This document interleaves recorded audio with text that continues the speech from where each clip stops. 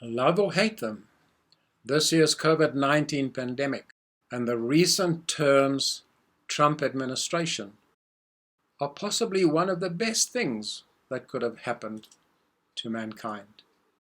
They have been a catalyst, as we have seen on social media, for bringing to people's attention or raising people's awareness globally to more theories about conspiracies and fake news than possibly ever before. Hi, I'm Sergio Salotto. On a Saturday morning on the 24th of October, as I was lying in bed contemplating getting up, my mind filled with words and thoughts that I felt I needed to come and sit in front of my laptop and document before attending to my usual routine of abluting, having breakfast. And so I did, and I found it interesting to see that the first thing I wrote was a subject title for what I was about to document. And that subject title is The News, Conspiracy Theory, Fake News, The Truth. Which of these, if any, in fact, give us the facts for what they truly are? From this point on, I read what I have documented, as it is not something that I retained in my memory. So, here we go. How do we distinguish and recognize the truth from fake news, from conspiracy, given that our life on earth, in this human physical form, is based on a false reality of fact, on what we believe to be fake news at the time about our creation, on our concepts about the reality of what we truly are. The first time we came face to face with and succumbed to believing and accepting fake news goes back to the biblical account of the Christian event and story of Adam and Eve, lured by Satan to eat of that forbidden fruit. And by the by, since writing this, it has occurred to me how the events of this story are not only applicable to Christianity, they really apply to all of us across nations, cultures, religious beliefs, and everyone.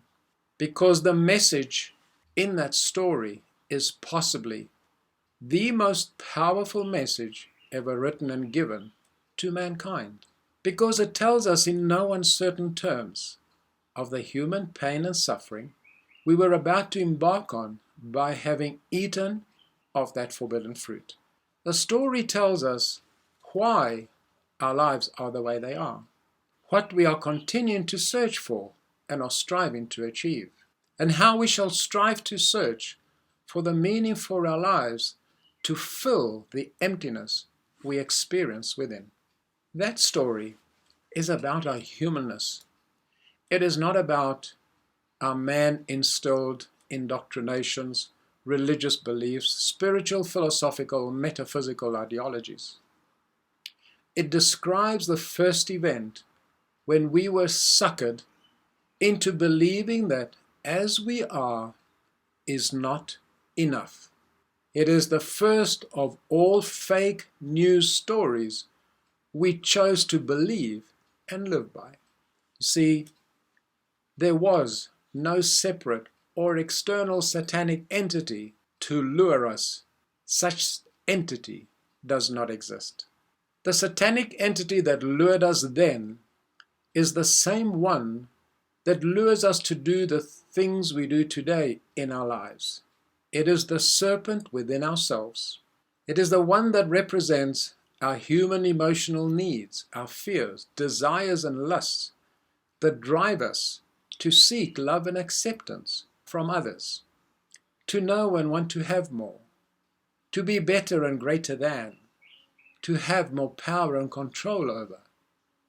That feeds our human ego to satisfy our greed, and so on.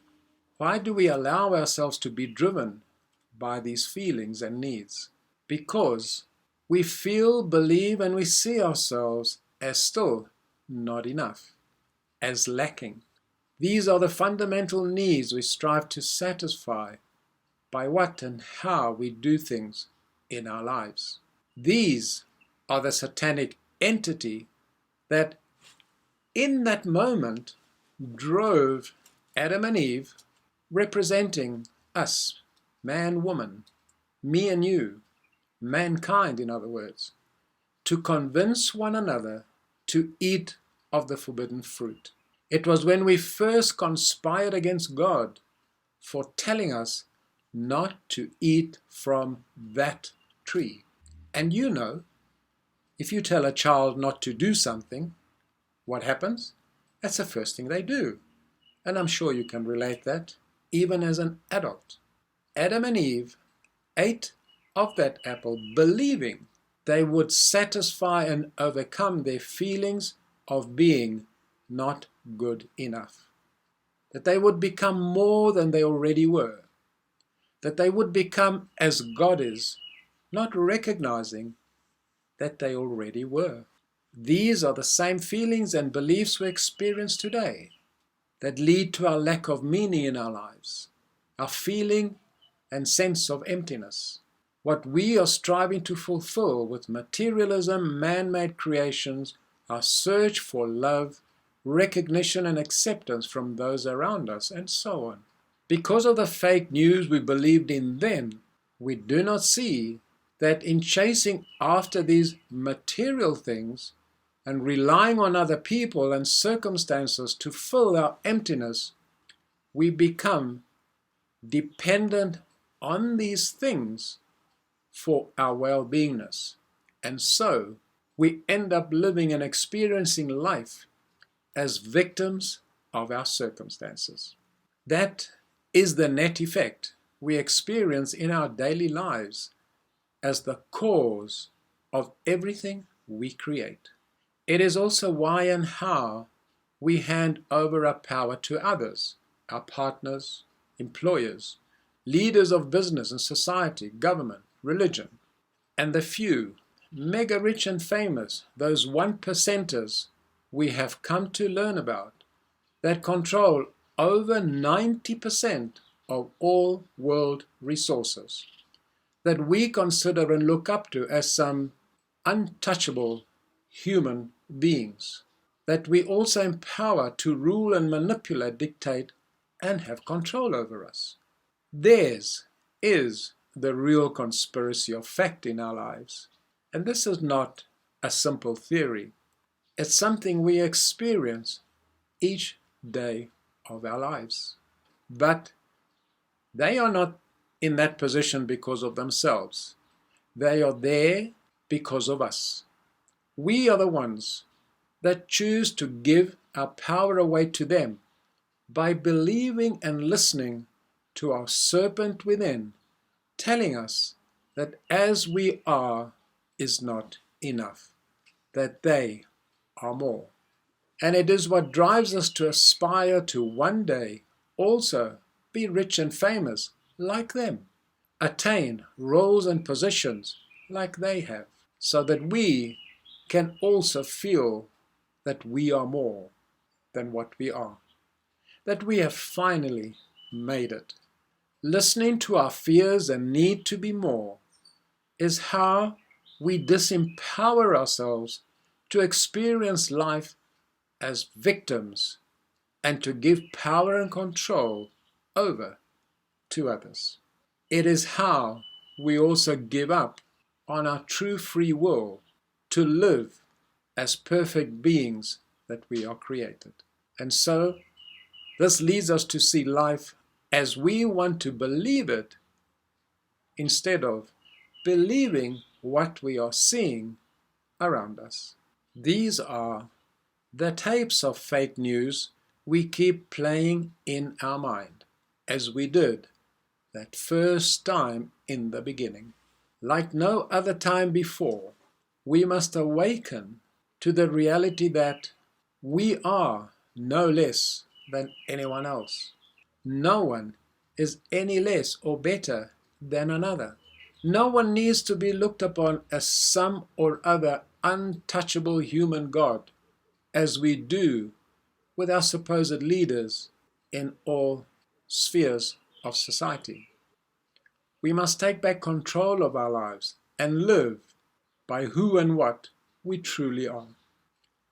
Only by such an awakening can we take back our power and become the change we desire to see in the world, to create a better world that we all want. We must end living our lives based on the fake news we create and believe in. We must stop hoping and looking to our leaders for change. They cannot and will not make it happen because they are the creators of the global problems that we have in the first place.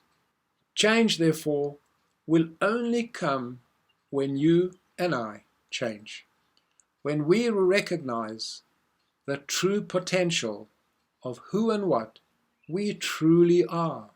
We must recognize that all we are seeking in life is already within us. It is part of who and what we are. We must stop eating of the forbidden fruit and create the heaven on earth we are capable of. Why? Because we can and because we are. And now is not soon enough.